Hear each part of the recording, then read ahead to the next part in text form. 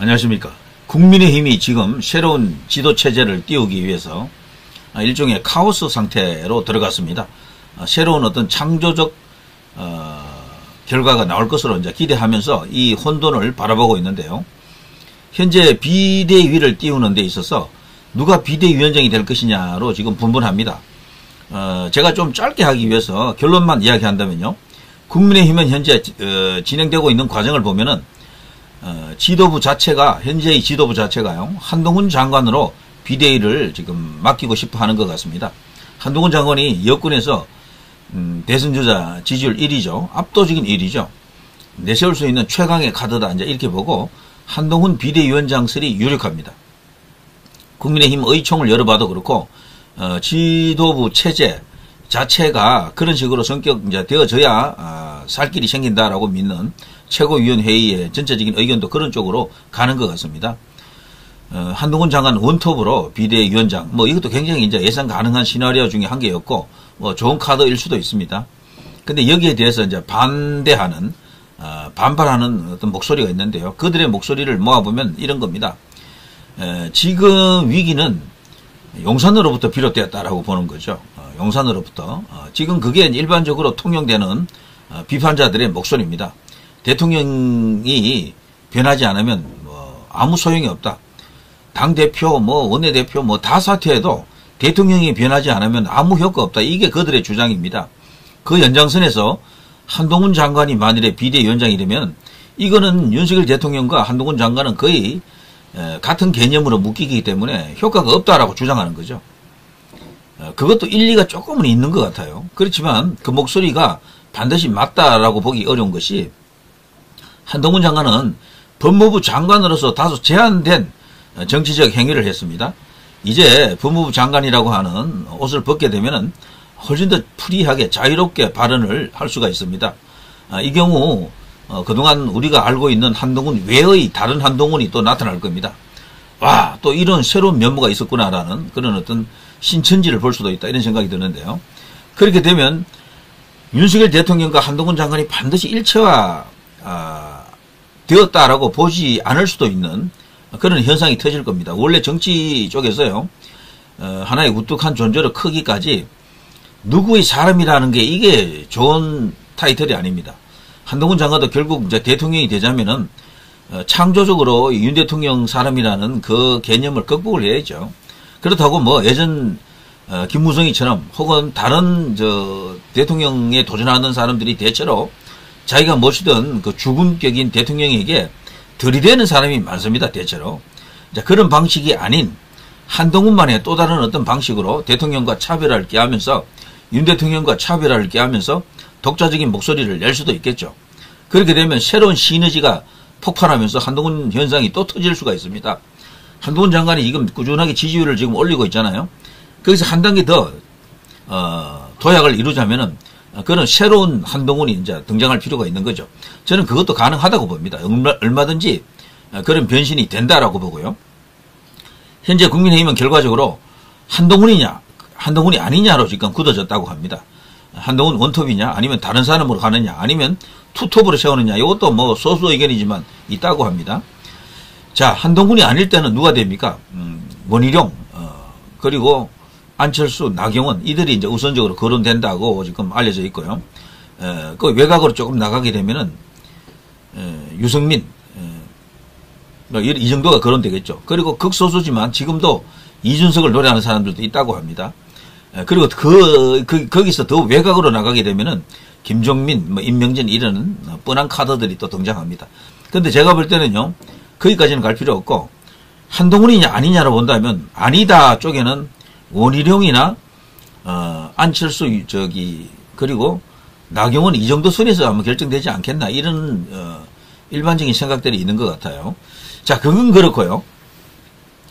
지금 진행되는 과정에서 우파라고 하는 인물들이 사실 거의 없습니다. 그 중에서도 거론되는 인물 중에요, 나경원이 그래도 가장 우파 같아요. 그 중에 거론된 모든 사람들 중에 현재 비대위원장 후보로 거론되는 사람 중에 그래도 이 나경원이 그나마도 제일 오른쪽에 있는 것 같아요. 제가 볼 때는. 그렇지만 나경원도 진정한 의미에서 우파로 보기는 어렵죠. 현 시점에서 우파를 대표하는 정치인은 김문수 현 경산의회 위원장 아닙니까? 근데 이 사람은 전혀 지금 김문수에 대해서 거론되는 게 없는 것 같아요. 그 누구도 김문수를 거론하지 않습니다. 김문수만 거론하지 않는 게 아니고 우파 자체를 거론하지를 않아요. 아예 이름 자체가 안 올라옵니다. 조중동을 비롯한 이 보수 언론들도 거론하지 않고 실제 이제 당 안에서도 거론이 안 되는 거죠. 그래서 비대위원장 후보에는 못 들어갈 것 같습니다. 그런데도 제가 제목으로 지금 김문수를 말해야 하는 이유, 이런 방송을 하는 것은요, 제가 김문수 현 경산의회 위원장에게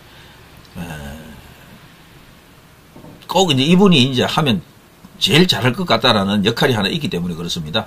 바로 공관위원장입니다. 공관위원장. 저는 이 김문수 위원장이 과거에 공관위원장을 한번 한 적이 있는 것으로 알고 있고, 그때 굉장히 공천을 잘했어요. 그때 이명박 정부 때 아닙니까? 성공했습니다. 그때 박근혜 대표 시절인데 공관위원장으로 김문수가 나서서 아주 훌륭한 그 공천 관리를 했고요. 잡음이 거의 없었습니다. 그때 그 선거에서도 이겼습니다. 이겼고요. 자, 그런 김문수의 그 역할 한 번 더 기대하고 싶습니다. 저는 개인적으로 이 김문수 경산의회 위원장이 정치 생명이 아직 남아 있다라고 보고 싶은데, 나이도 딱 이제 그 정도입니다. 70대 초반 아닙니까? 박근혜 대통령, 김무성과 나이가 아마 같을 겁니다. 동갑일 거예요. 그래서 한 번쯤 더 기회가 남아 있다. 그런데 본인이 국회의원에 대해서는 크게 욕심이 없을 거예요. 그렇지만 대권에 대한 대선에 대한 어떤 그런 야심은 아직도 갖고 있을 것으로 봅니다. 그래서 이 김문수 경산의회 위원장에게 공관위원장을 배려하면 어떨까 하는 생각이 들고요. 이 정도는 해줘야 우파들이 그래도 국민의힘에 대해서 애정을 느낄 수 있지 않겠습니까? 지금 솔직히 말해서 우파가 어디 있습니까? 지금 국민의힘에 중요하게 거론되는 인물 중에 한동훈 장관도 사실 우파는 아니죠. 딱 봐도 여러분도 뭐 아시지 않습니까? 소위 말해서 우파 좌파 그렇게 구분할 필요가 없는 정치인이죠. 젠틀한 실용이죠. 젠틀한 실용. 저는 그렇게 봅니다. 그리고 원희룡 장관도 원래 우파는 아니었고요. 그러니까 제가 오죽했으면 나경원 전 의원이 제일 우파 같다라고 하겠습니까? 자, 이런 속에서 그나마도 우파의 자존심을 지키기 위해서라도, 우파 결집을 위해서라도, 영남 결집을 위해서라도 이 김문수 경산의회 위원장은 출신이 경북 영천 아닙니까? TK 쪽이라니까요. 자, 그런 민심도 어느 정도 이렇게 다독일 수도 있고, 그리고 경기도에서 도지사를 2분 하지 않았습니까? 굉장히 좋은 카드입니다. 이분은요, 사실 비대위원장 후보로도 이게 손색이 없어요. 제가 볼 때. 영남 출신에다가 경기도 지사 2분 했고, 수도권에도 그러니까 일정한, 자기 코드가 통할 수 있다라는 거죠. 지금은 서울보다도 경기도가 더 중요해요. 선거할 때. 서울보다 인구가 훨씬 많은 것이 경기도고, 의석도 경기도가 서울보다 훨씬 많습니다. 그러니까 김문수 역할론을 띄워야 됩니다. 그런데도 지금 아무도 이 김문수를 말하지 않는데, 이것은 뭔가 큰 자산 하나를 잃어버리는 것과 마찬가지다. 저는 개인적으로 한동훈 장관이 비대위원장 맡는 것보다는 한동훈 장관은 사실 선대위원장 같은 걸 맡는 게 좋습니다. 비대위원장을 맡게 되면요, 선거 결과에 대한 책임을 지게 됩니다. 사실은 부담도 돼요. 사실 그렇게 되면은 좀 더 프리하게 전국을 순회하면서 지원 유세에 초점을 맞추는 게 더 좋다고 보거든요. 그래서 이 비대위원장은 다소 실무형 비대위원장들이 좋습니다. 뒤에서 지원사령관 정도 하고 뭐 정책이나 뭐 이렇게 전략 기획 이런 것을 담당하는 참모 그룹과 함께 그런 걸 담당하는 사람이 비대위원장으로 좋다라고 보는데요. 그런데 어쨌거나 지금 뭐 국민의힘 전체적인 분위기는 비대위원장으로 제일 인기 있는 한동훈 장관을 세워야 된다라는 게 대세라고 합니다. 그런데 저는 그 자리에 이 김문수 경산의회 위원장이 가게 되면은 나쁘지 않다라고 보거든요. 충분히 김문수 본인에게도 좋지만 국민의힘에도 플러스 알파가 된다. 그리고 한동훈 장관이라고 하는 이런 대선 주자를 살리는 그런 길일 수도 있습니다. 근데 지금 봐서는 비대위원장이 아예 거론도 안 되기 때문에 글쎄요. 제가 여기서 뭐 말한다고 의미가 있겠습니까만은 뭐 이런 점이 좀 아쉽다. 그래서 비대위원장이 이미 어렵다면은 공관위원장으로 최적의 인물이 아닌가 이런 생각이 듭니다. 4년 전에도 원래 이 간단한 여론조사를 해보지 않았습니까? 그때 보수 지지층에서는 김문수를 제1후보로 다들 이제 밀었죠. 그때 3위 한 게 김용호였는데 김용호가 덜컥 그냥 되고 말았죠. 그러면서 김세연이가 공관 부위원장이었죠. 김영호가 공관위원장. 부산으로 그때 완전 대권이 넘어갔던 건데요. 좋습니다. 부산이 중요한 지역입니다. 지금은 TK보다도 전략 요충은 부울경으로 대표되는 이 동남권이니까 충분히 이해가 됩니다. 되지만 그때 공관위원장은 잘못 이렇게 선정했다라고 봐야 됩니다. 그리고 한쪽이 부산이면 다른 한쪽은 다른 지역에서 하는 게 맞았어요. 김세현 자리에 다른 사람이 가거나 아니면 김세현을 그대로 공관 부위원장을 맡긴다 그러면 공관위원장에는 다른 지역 사람들이 가는 게 맞았다라고 보는 거죠. 자, 어쨌거나 지금 김문수를 말해야 됩니다. 시간도 그렇게 많지 않습니다. 새로운 비대위가 뜨면요, 순식간에 공관위가 구성이 될 겁니다. 그때 이제 결정이 되고 나면 모든 게 끝납니다. 저는 김문수 이분이 한 번은 더 기회가 주어질 것으로 생각하고요. 그게 아마 자신이 이제 필생의 소망으로 생각하는 대권이 아닌가 싶습니다. 이분도 결국에는 큰 꿈을 갖고 계셨고, 뭐 지금도 그런 꿈을 갖고 있다고 봅니다.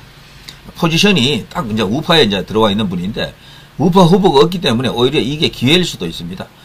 그리고 이번 총선에서 아무 역할 없이 그냥 경산호위 위원장으로 그냥 갈 수도 있겠지만, 한 번쯤은 어떤 역할을 할 수도 있는 그런 기회를 줘야 된다, 이런 어떤 생각이 들고요. 공관위원장으로 사실 이만한 사람 찾기 어렵습니다. 너무도 청렴, 결백, 깨끗한 분 아닙니까? 그리고 저 공정한 판단을 할 거고요. 한쪽으로 치우침 없는 사람이거든요. 성실하고요. 저는 이분을 보면요, 다른 의미에서 박정희 대통령을 보는 것 같더라고요.